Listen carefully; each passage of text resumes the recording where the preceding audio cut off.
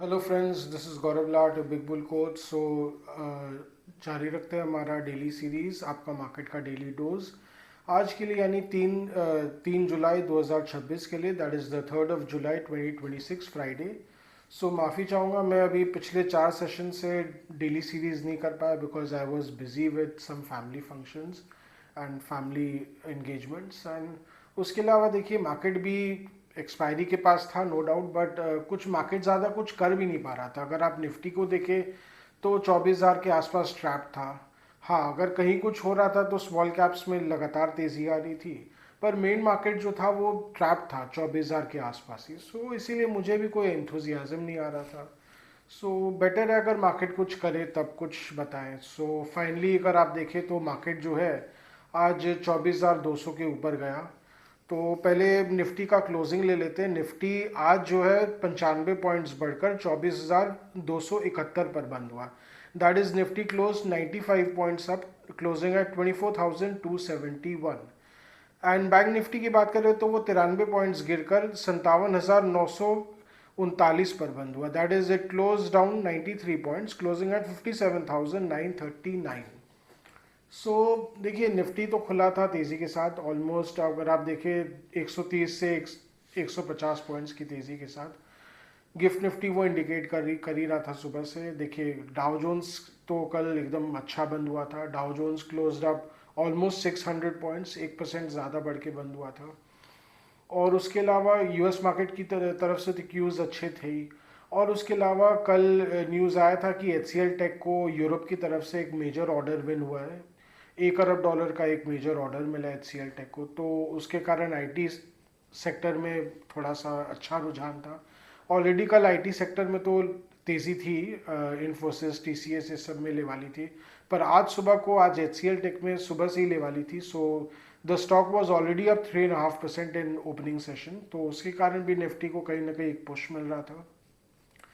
Nifty almost 150 points ऊपर खुलाई और खुलते के साथ और ऊपर गया। अगर फ्यूचर में देखें, पर जो अगर आप स्पॉट में देखें तो एकदम पीक ओपनिंग ही हुआ था 24,378 का, तो वहाँ से थोड़ा सरक गया। तो निफ्टी सड़क के 24,300 के आसपास आया। पर वहाँ से अगर आप देखें तो निफ्टी ने ऑलमोस्ट 2 बार कोशिश की वापस हाई के ऊपर जाने के लिए या हाई को टच करने की, बट इट कुड नॉट। कहीं ना कहीं देखिए, फॉलो अप बाइंग बाजार में मिसिंग है, ये एकदम साफ झलकता रहता है time to time. Follow up buying आया नहीं, जिसके कारण उन्हें हाई निफ्टी बना नहीं पाया आज। और फिर धीरे धीरे जैसे दिन आगे बढ़ा, निफ्टी थोड़ा थोड़ा करके सरकते चला गया। देखिए, आज ओवरऑल मार्केट तो अच्छा ही खुला था। तो ओवरऑल देखें तो सारी सेक्टर्स अच्छे थे। ओल्ड इकोनॉमी स्टॉक्स भी अच्छे कर रहे थे, जैसे अल्ट्राटेक में तेज़ी थी, रिलायंस इंडस्ट्रीज़ में थोड़ी सी तेज़ी थी सुबह को। उसके अलावा भारतीय एयरटेल में थोड़ी सी तेज़ी थी। आईटी स्टॉक्स में तो एच सी एल टेक ने तो और अच्छा परफॉर्म किया ही। तो एच सी एल टेक में आज अच्छी तेज़ी थी। और उसके अलावा पर आज थोड़ा अगर आप देखें तो ऑटो स्टॉक्स में थोड़ी सी कमज़ोरी थी, महिंद्रा एंड महिंद्रा थोड़ा वीक था। That was a slight Drager for the market. और बैंक निफ्टी जो अच्छा खुला था, पर वो आज फिर जैसे जैसे दिन आगे बढ़ा तो थोड़ा थोड़ा करके टूटते ही चला गया। बैंक निफ्टी देखिए, बैंक्स जो है ओवरऑल देखा जाए तो थोड़ा कंसोलिडेट ही कर रहे हैं यहाँ पे, बिकॉज अगर आप देखें तो नीचे 50,000 के लो से जो 49,950 का जो एक लो था, अभी रिसेंट लो था निफ्टी का, अगर वहाँ से देखें तो 16% बढ़ चुका है निफ्टी। तो कभी ना कभी तो देखिए, थोड़ा कंसोलिडेशन तो अब बनता है ना, इतना अच्छा खासा तेजी आया नीचे से। यही प्रॉब्लम है निफ्टी, मुझे बैंक निफ्टी स्पेसिफिकली थोड़ा यहाँ पे कंसोलिडेट करता हुआ दिखेगा, जिसके लिए अगेन थोड़ा निफ्टी के लिए एक बार के लिए पुशअप करना मुश्किल रहेगा। ज़्यादातर अभी पिछले 2-3 सेशन से अगर आप देखें तो निफ्टी को जो पुश मिल रहा है वो ज़्यादातर ओल्ड इकोनॉमी है, आईटी, ये सब से ही पुश मिल रहा है।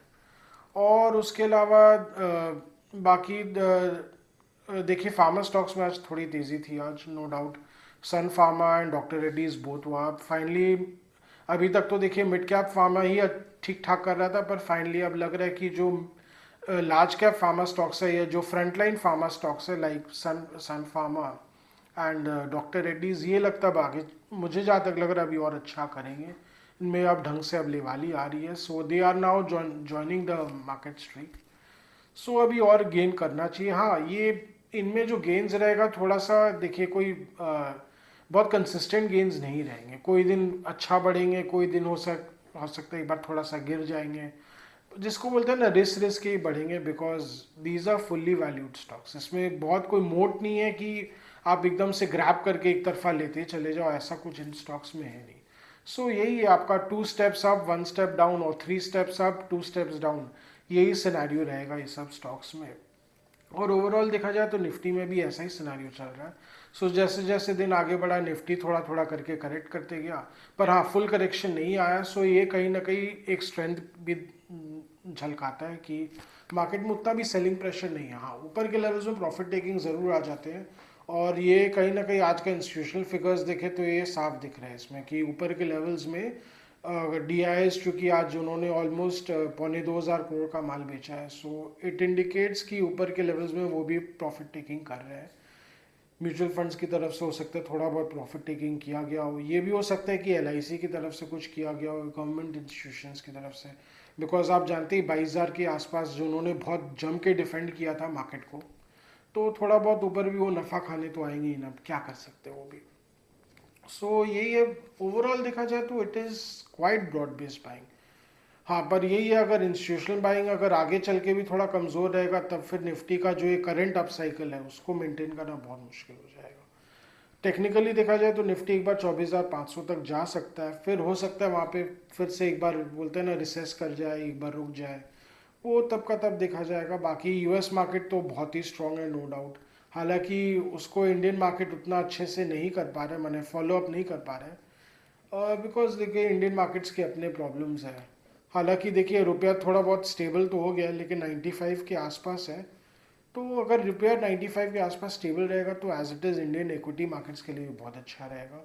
बॉन्ड डील्स भी 7% से काफ़ी सरक के अब 6.7% पे आ ही चुके हैं, विच इज़ अगेन गुड।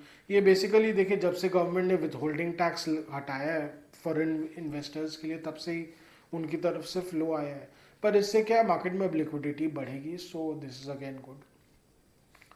तो ये सब चीज़ें अभी मार्केट के लिए थोड़ी फेवरेबल है, बट अगेन वही जैसा मैंने कहा इंस्टीट्यूशनल बाइंग अच्छा रहना ज़रूरी है। यहाँ से डी की तरफ से बाइंग आना बहुत ज़रूरी है। देखिए एफ का तो कुछ है नहीं, कभी एक दिन ले लेंगे कोई एक दिन नहीं लेंगे, उनका तो बहुत लैकलस्टर और बहुत ही अनसर्टन रहेगा फ्लोज।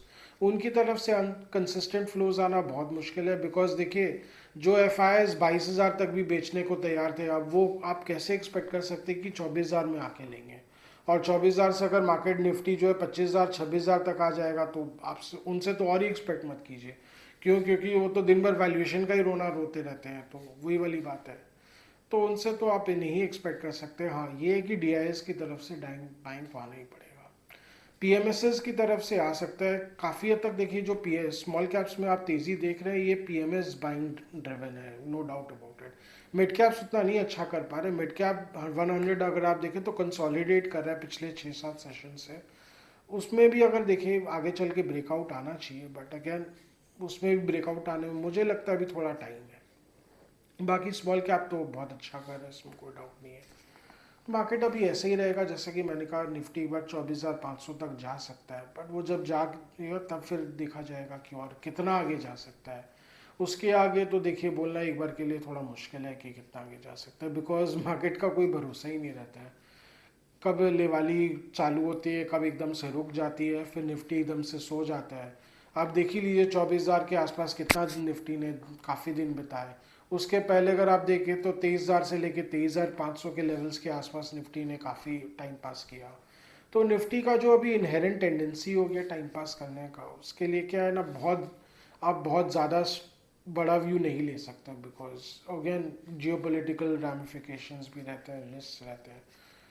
और ऊपर से देखिए इंडिया पाकिस्तान का भी एक वो है ही, वो भी एक कहीं ना कहीं मार्केट के लिए फॉरेन इन्वेस्टर्स के पॉइंट ऑफ व्यू से वो ज़्यादा बड़ा इरिटेंट है। उसीलिए कहीं ना कहीं वो भी इंडियन मार्केट्स को थोड़ा सा अवॉइड ही कर रहा है, बिकॉज आप जानते हैं अभी पाकिस्तान की तरफ से फिर से इंडस वाटर ट्रीटी को लेके काफ़ी पॉलिटिक्स वो भड़काने की कोशिश कर रहे हैं इंटरनेशनल लेवल में।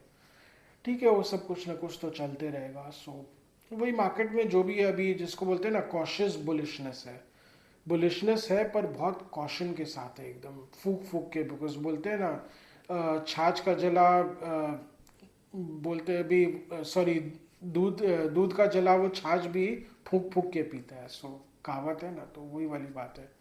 ऐसी अभी तेज़ी रहेगी, रुक रुक के तेज़ी आएगी, पर हाँ तेज़ी एक बार के लिए तो लग रहा है, नो डाउट।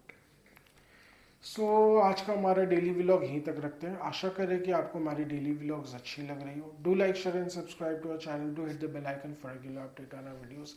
अगर आपको कुछ स्टॉक स्पेसिफिक जानना हो, मार्केट के बारे में कुछ जानना हो या सेक्टर स्पेसिफिक जानना हो, तो please write in a comment section. We will get back to help you in any way possible, as much as possible. And again, अगर आपको कुछ कमेंट सजेशंस या फीडबैक देना हो, तो please write in a comment section.